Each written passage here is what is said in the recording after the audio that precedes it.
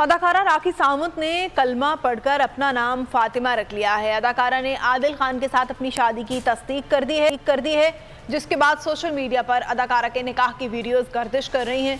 राखी सावंत ने कुछ तस्वीर शेयर की और लिखा, मैं बहुत खुश और पुरजोश हूँ। अगर आपको ये वीडियो पसंद आई है तो हमारे चैनल को सब्सक्राइब करें और बेल आइकन को प्रेस करें।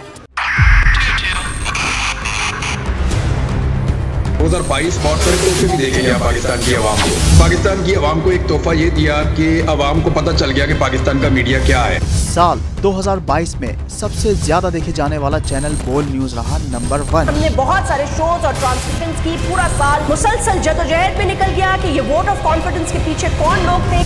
तोड़े रेटिंग के सभी रिकॉर्ड। सोशल मीडिया पर भी सबसे ज्यादा तेजी से 2.4 बिलियन व्यूज का संगे मील अबूर किया। एंकर्स को भी आवाम में सबसे ज्यादा मकबूलियत मिली और सोशल मीडिया पर भी बोल रहा सब पर सब्सक्राइब करें और बेल दबाएं ताकि कोई खबर रह न जाए।